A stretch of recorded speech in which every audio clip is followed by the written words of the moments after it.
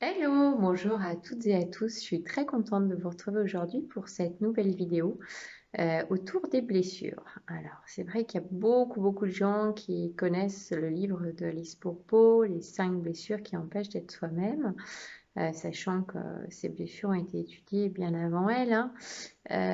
Toutefois, elle a le mérite d'avoir fait un super bouquin très bien résumé avec les conséquences, même au niveau morphologique quand il y a des blessures qui sont vraiment prédominantes, très marquées chez les uns chez les autres, sachant que on n'a pas forcément une blessure. En général, on en a plusieurs. Il y en a qui ont le cocktail gagnant, qui ont la blessure prédominante toujours, et puis toutes les blessures secondaires, et une bonne combinaison qui fait que, tiens, en regardant la morphologie d'une personne, on n'est pas forcément capable de dire, ah bah lui, c'est sûr, sa blessure, c'est le rejet, ou tiens, c'est sûr, sa blessure à lui, c'est l'humiliation, ou l'abandon, la séparation, voilà, peu importe. Avant tout, c'est intéressant de comprendre que toutes nos blessures, elles se mettent en place entre notre conception et puis environ l'âge de 10 ans.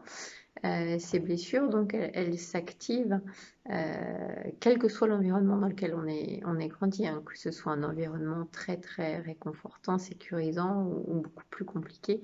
Tout enfant à un moment donné va rencontrer des blessures. Alors ça ne veut pas forcément dire, hein, si je prends l'exemple du rejet, que l'enfant a été rejeté. En tout cas, dans l'histoire qui s'est racontée, c'est toujours un point de vue personnel. Je vous rappelle que chaque individu est unique et à partir de là, eh bien, il a son filtre, ses propres croyances, son propre regard sur les choses, ses propres perceptions.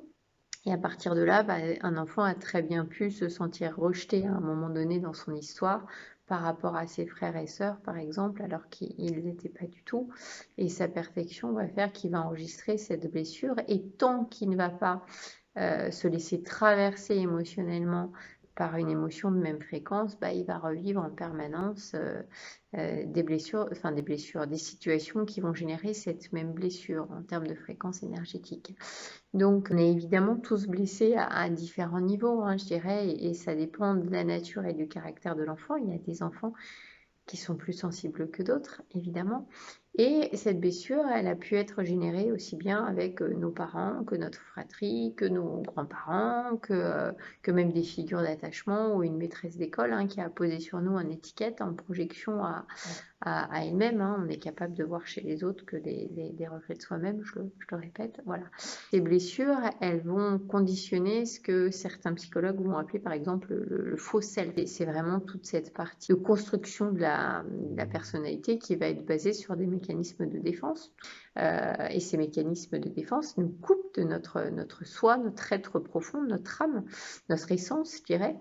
Donc tant que on vit avec ces blessures psychologique, on va attirer, on va magnétiser à nous toujours des situations, comme je le disais, qui vont permettre de revivre cette même charge émotionnelle qui a été générée dans le passé. C'est aussi pour ça qu'on a tendance à dire qu'une émotion, des fois on a l'impression que la personne elle surréagit, mais en fait elle surréagit pas du tout. Elle réagit par rapport à ce que cette émotion lui rappelle dans le passé en termes de blessures premières, la manière dont elle a vécu les choses.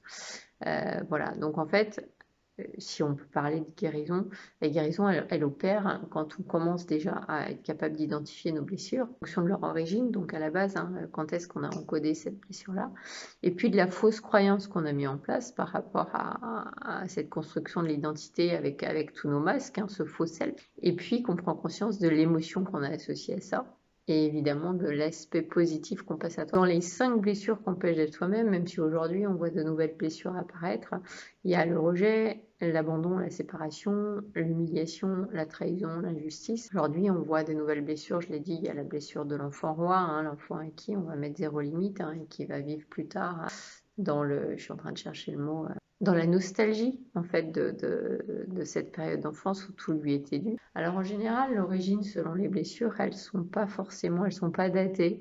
exactement de la même manière. On place le rejet en premier parce que le rejet, l'enfant, il peut le sentir entre la conception et la naissance, hein. Ces fameux enfants, on a dit que, tiens, ils sont arrivés par accident, ou il a senti qu'il n'était pas de la part de un des deux parents et qu'il n'était pas pleinement accepté. Bon, par exemple, il n'y a pas que ça, évidemment, et c'est pas contre cette période-là, mais l'abandon, on va plutôt parler entre la naissance et 3 ans. L'humiliation, on est plus sur les 8 mois. La trahison, on va plus être sur les 3 ans. Justice, on va plutôt être entre 4 ans et 6 ans. Au niveau de la croyance, quand on est dans le rejet, inconsciemment, l'individu qui est marqué pleinement par cette blessure peut se dire, en fait, moi, j'ai pas le droit d'exister, j'ai pas le droit de vivre, quoi. Celui qui est marqué par l'abandon, lui, va plus faire une croyance limitante de moi, j'ai besoin des autres pour exister, sinon je suis rien, je me sens abandonné. Quelqu'un qui va subir des humiliations à répétition va se raconter forcément qu'il n'est pas digne d'être aimé, évidemment. Quelqu'un qui a encodé la blessure de la trahison va se dire que lui, il ne peut pas faire confiance dans les autres puisqu'en fait, il est trahi. Au niveau de l'injustice, vu que les frères, par exemple, ou sœurs, on peut avoir plus que lui, il va se dire, moi, pour pouvoir être aimé, je dois absolument être parfait. Voilà, donc ça, c'est le genre de fausses croyances qu'on peut mettre en place. Après, il y a les masques, les fameux masques qui empêchent d'être soi-même. Donc, dans les constructions de faux self, ces mécanismes de compensation, de défense plutôt, qui nous empêchent d'exprimer pleinement notre essence, notre nature profonde, notre soi, appelez-le comme vous voulez, ou même votre âme, sur le rejet, on va plutôt être sur un masque de fuite.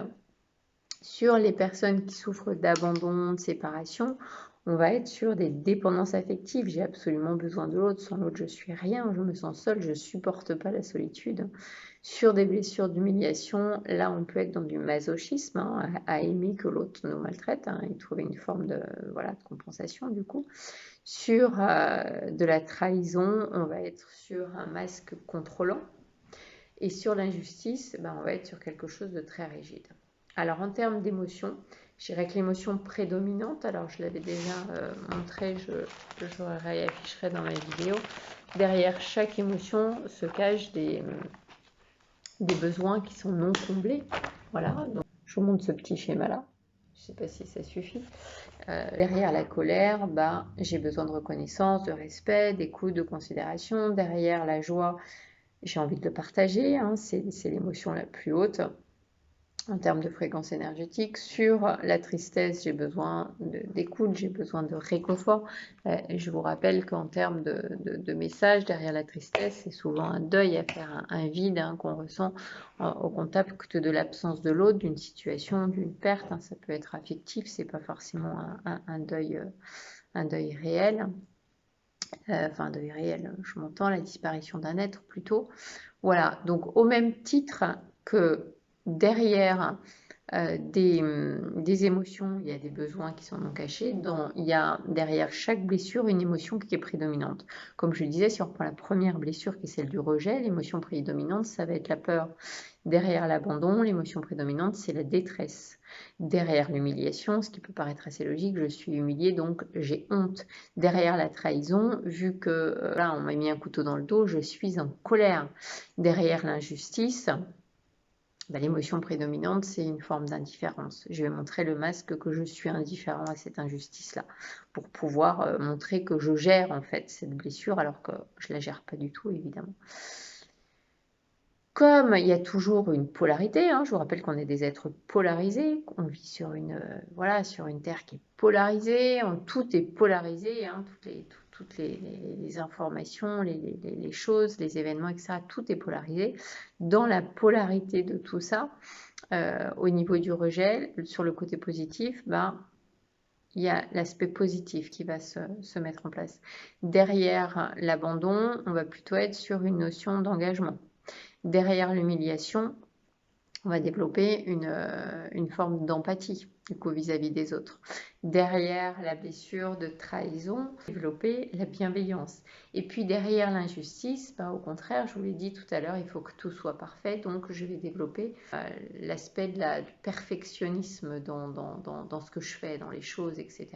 Voilà. Ce qui peut être intéressant, c'est que je vous mette justement le tableau récapitulatif, que vous puissiez déjà prendre conscience des blessures qui sont prédominantes ou en tout cas secondaires chez vous.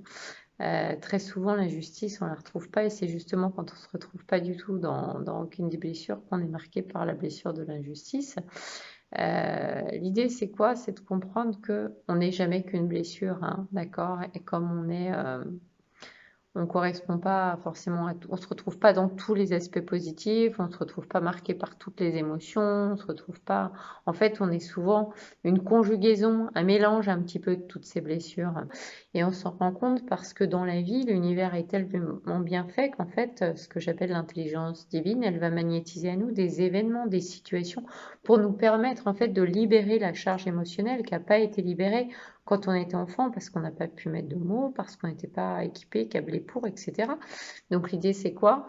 Ben, c'est par exemple quelqu'un qui a une blessure de rejet, moi c'est plutôt ma blessure prioritaire, dominante, sans pour autant que j'ai été particulièrement rejetée quand j'étais jeune. Je raconte souvent que voilà, moi mon père me disait toujours mon plus beau cadeau c'est que tu serais bien à l'école, c'était un truc qui me gonflait.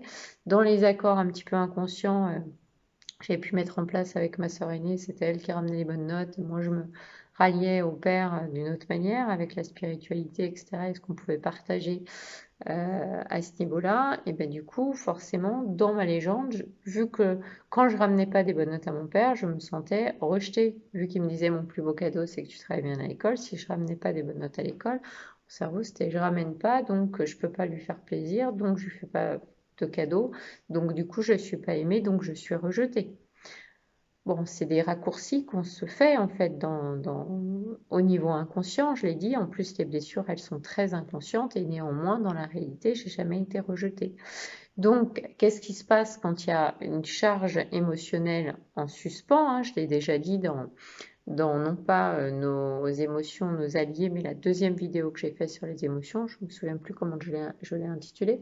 Toujours est-il que c'est cette compréhension que tant que j'ai une charge émotionnelle en suspens et que je ne me laisse pas traverser par les émotions qui sont sur la même fréquence énergétique que ma blessure, ben, en fait, à chaque fois, l'univers me renvoie les mêmes et les mêmes situations. C'est ce qui fait qu'on vit en permanence des boucles répétitives, des schémas répétitifs, appelons-le comme on le veut.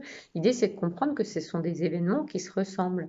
Donc, une personne par exemple, est marquée par l'abandon va toujours attirer des situations dans lesquelles elle va être abandonnée. Ou si vraiment la blessure est trop profonde et qu'elle le met complètement en déni, ben, c'est elle qui va abandonner avant d'être abandonnée parce que pour elle, ça lui paraît trop douloureux. Néanmoins, ça reste douloureux pour elle aussi. Voilà. Donc l'idée, c'est vraiment de prendre conscience que quand on se laisse traverser par nos émotions, c'est la meilleure façon de pouvoir se libérer de cette charge émotionnelle et donc de plus la rencontrer ensuite et vraiment de s'en libérer. Même chose quand une personne, par exemple, elle est dans le contrôle avec une fausse croyance, puisque vous l'avez vu, il y a toujours des fausses croyances en face de chacune des blessures psychologiques. Par exemple, si elle se dit, bah, moi, je peux pas faire confiance aux hommes, par exemple, elle va toujours rencontrer des situations dans lesquelles elle va dire, ah, bah, je le savais, je peux pas leur faire confiance. Et je vous l'ai toujours dit, nos croyances créent notre réalité. Donc, tant qu'on est sur ce type de croyances, on va attirer des situations qui vont renforcer notre croyance, qui vont donner raison à notre système de croyance. Alors évidemment et heureusement, hein, ces blessures, elles sont réversibles pour guérir. C'est important de la nommer, cette blessure. C'est important de comprendre que cette blessure, elle nous manipule au quotidien. Et donc, pour pouvoir repérer l'événement qui a pu créer telle ou telle blessure, bah, c'est vrai que la kinésio, c'est un super outil. Alors, je ne dis pas forcément pour faire des séances de kinésio, mais pourquoi? Parce qu'en fait, à travers le test musculaire, on ne va pas chercher dans la mémoire et le mental. On dit souvent le mentalement, le corps, c'est tout. En fait, la kinésiologie, elle nous permet de comprendre l'âge de la meilleure compréhension ou l'âge d'origine où on a vraiment encodé en fait cette blessure-là. Et du coup, une fois on est à cet âge-là au niveau du corps, la libération, elle se fait de manière plus, et on va la renforcer au temps présent. On se rend bien compte qu'on a peu de souvenirs avant 3 ans, avant 6 ans. C'est pas pour rien, c'est parce qu'en réalité, Notre corps, il est très bien fait. C'est aussi pour ça que quand on bosse en hypnose, il y a des souvenirs qui peuvent remonter à la surface quand on va libérer les espaces, certains espaces de souffrance dans l'inconscient. Et nous, notre travail en tant qu'hypnothérapeute, quand on travaille en hypnose ericksonienne, à la fin d'un protocole d'hypnose, on va tout de suite proposer en fait à l'inconscient de garder ou pas la mémoire de cette expérience, à lui de juger si la personne, elle peut le garder ou pas. Pourquoi? Parce qu'en réalité, notre psychisme, il a vraiment ce système de protection qui, en fait, va nous permettre d'oublier les événements qui ont été trop douloureux quand la charge émotionnelle, elle est beaucoup trop forte. Voilà. Et c'est aussi pour ça que il y a plein de systèmes de refoulement, que ce soit refoulement très gros, partiel, massif, etc. Donc je ne vais pas rentrer dans le détail de tout ça, mais il y a vraiment ce phénomène d'émotion et de catharsis. C'est important pour pouvoir vraiment comprendre la guérison émotionnelle, de comprendre tout le cycle d'une émotion. L'émotion, en fait, c'est... alors, j'ai un schéma qui est pas mal, que je pourrais éventuellement remettre dans ma vidéo avec cette fameuse boucle. Hein, c'est... la peur, elle nous protège du danger, on l'avait déjà vu. La colère, elle nous permet de trouver vraiment l'énergie pour nous affirmer, pour nous défendre. La tristesse, elle va nous permettre, comme j'ai dit tout à l'heure, de faire le deuil d'une situation comme d'une personne. La joie, elle, c'est vraiment notre état naturel. Donc si on prend par exemple un père qui du jour au lendemain quitte la maison, c'est très compliqué pour un petit garçon qui dans son système de croyance se dit que tout est de sa faute et que si papa s'en va, c'est à cause de lui. Forcément, il va ressentir énormément de tristesse au moment où le père va s'en aller. Et en même temps, très souvent, il ne va pas s'autoriser à l'exprimer pleinement parce que la maman, elle exprime sa souffrance à haute voix ou parce que la sœur, j'ai eu ça il n'y a pas très longtemps avec deux bouts de chou dont le papa avait fait le choix de quitter la maison et ça a été tellement douloureux par la petite qu'elle a mis 3 ans avant de vraiment pouvoir tout libérer en disant mais tu comprends, je ne pouvais pas la libérer avant parce que maman était très triste, elle pleurait beaucoup et puis ma soeur était très en colère donc moi je suis allée me cacher avec mon doudou. Et elle avait même complètement bousculé et occulté au niveau chronologique. Elle m'a raconté des choses où la maman, le lendemain, m'a dit, ben non, on avait fait les choses bien pour que il y ait les vacances derrière, etc., etc. Alors que la petite, dans la reconstitution de ses souvenirs, elle avait tout lâché à l'école, ce qui a certainement dû arriver, mais très certainement à la rentrée et pas pendant les vacances. Voilà, donc on comprend bien que quand l'émotion, en fait, elle a été refoulée, elle reste quand même active au niveau de l'inconscient et c'est ce qui fait que, comme je le disais, on magnétise toujours à nous un certain nombre de situations. Là, c'est la même chose, en fait, on va magnétiser des situations qui, à un moment donné, va nous permettre de libérer la charge émotionnelle restée en suspens pour pas justement que ça s'imprime dans le corps à la manière de symptômes, de maladies et dans les plus graves des cas de cancer par exemple. C'est ce qui fait qu'on dit que ce qui ne s'exprime pas s'imprime dans le corps. Voilà. Donc on peut bien comprendre que toutes les émotions qui sont refoulées, elles sont forcément source de souffrance, ça c'est sûr, et que quelque part, je dirais même qu'elle nous manipule puisqu'elle va s'exprimer. Si on a de la colère en déni, qui est complètement refoulée, on va être toujours dans un caractère où on va chercher des situations pour pouvoir un petit peu libérer nos pics de colère, quoi, qui vont être une forme de ça fait du bien, ça y est, je peux libérer. Le moindre petit truc dans la maison va être un prétexte pour libérer cette colère-là. Quand on est adulte, guérir de ses blessures, il va s'agir de pouvoir se reconnecter aux émotions refoulées et non pas chercher à remplir le vide à travers toute forme d'addiction. Quand je parle d'addiction, ça peut être au sexe, au travail, à la drogue, à l'alcool, à la cigarette, à n'importe quel jeu vidéo, mais vraiment d'aller se reconnecter à l'émotion qui est refoulée en allant rechercher l'origine en fait de la souffrance. Et puis aussi comprendre que quand il y a des choses qui nous bouleversent dans la rue, qui nous traversent, pas chercher à dire non mais là j'ai surréagi, c'était complètement idiot. Ben non, quand on a compris qu'une émotion c'est souvent en réaction à la première émotion qui a été refoulée, on se laisse traverser, on cherche pas à mettre du sens ni même à chercher l'origine, on n'a pas besoin. La vie elle magnétise à nous les situations parfaites pour justement nous permettre de guérir. On a toujours toutes les ressources en nous pour guérir ce qui a besoin d'être guéri. Au même titre que je vous ai montré que derrière chaque émotion, il y a des besoins non comblés, on va faire le parallèle de la même manière avec les blessures. Quand vous aurez compris que derrière le sentiment de rejet, je vous l'ai dit, il y a la peur, donc le besoin psychologique derrière, c'est ce besoin d'appartenance. Derrière le sentiment d'abandon, il y a la détresse, donc derrière le besoin psychologique, c'est vraiment l'amour. Derrière le sentiment d'humiliation, il y a la honte, et donc derrière la honte, évidemment, le besoin, c'est du respect. Tout ça, c'est très logique, hein.